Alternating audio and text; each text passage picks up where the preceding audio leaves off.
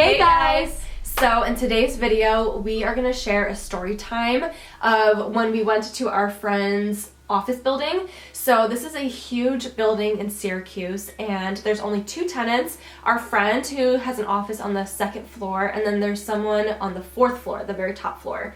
So we felt something very scary the moment we stepped in there. It's a very old building. So the first time we ever went there, we were there kind of talking about filming and our YouTube channel, and we just had this feeling like we need to explore this place. So our friend took us on a little tour, and the first night we were there, we experienced something, or I should say, you experienced something. So you share what you saw that night, which is so insane.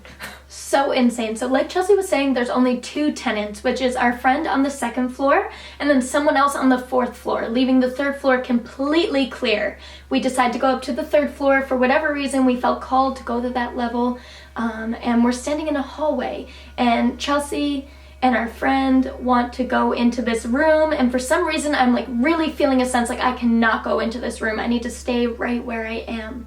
But before they go, Chelsea is looking at me with her back to an open doorway which had a bathroom in it. So, you know, we're all talking, and as they're deciding to go into this room, I'm looking at her, and I see this bathroom stall door swing open. You told me after the fact that in that instance, the reason why she moved at the time she did was because she felt very uneasy. I felt something, like I felt like someone was standing behind me, so I had the urge to look kind of into the bathroom, and you said at that moment when I turned, that's when you saw the door swing open. Yeah. I didn't hear anything, I didn't see anything, I just had this feeling that like something was there. Which is insane. Yeah, and it was like this perfect timing of like you feeling uneasy, the door moving, and by the time you turned around to look, everything was calm. Yeah. So I don't really say anything. They go into this room, they're together, they're deep into the room. I'm left by myself in this hallway, and I hear this boom. And I peek my head into the room, and I'm like, did you guys hear anything? They're like, nope. We didn't hear anything. What's happening? And I'm like, I don't know. Just a loud boom that only I can hear. Yeah, that only I can hear, and it's a completely unoccupied building. It was probably 9 or 10 at night by the time we got there. The tenant on the fourth floor is nowhere to be found. So with all that laying the background, we get invited to a party at our friend's, a few weeks later. And while we're at this party, instead of being social, we decide that we really want to ghost hunt, open our apps, and see what happens. So we went up into the third floor, and we were getting so much activity and just so many different dots popping up, different words, but we couldn't really piece things together. Mind you, we're exploring a basically abandoned building. There were no lights, there was no electricity on that floor for some reason. It was absolutely freezing, but we were getting a lot of activity.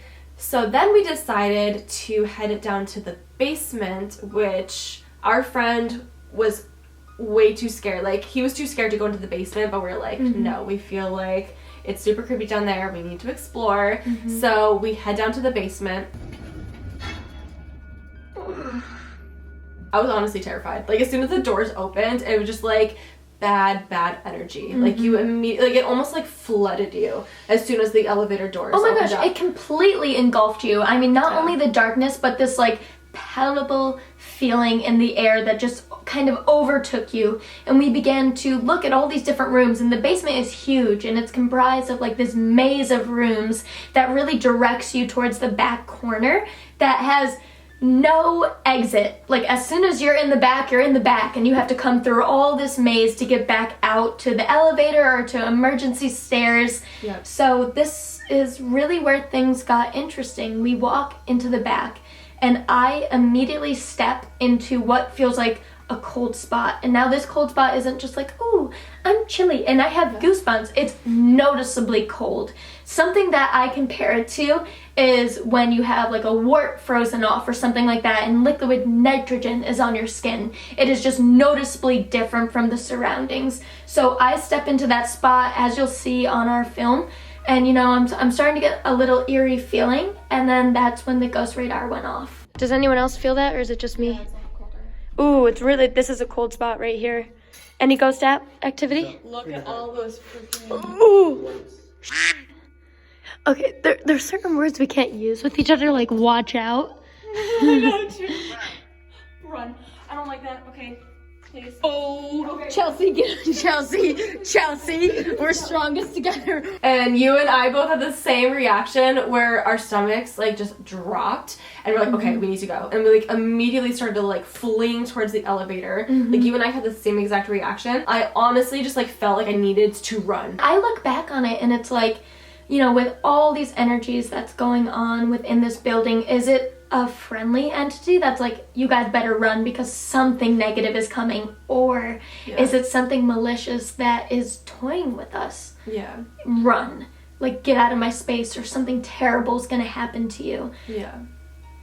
But that was absolutely terrifying. So we run to the elevator and then like went back upstairs where we still were getting so much activity. There were so many things coming through the app. It was just absolutely insane. So that's our story time. I hope you liked this video. Make sure you like and subscribe, and until next time, bye.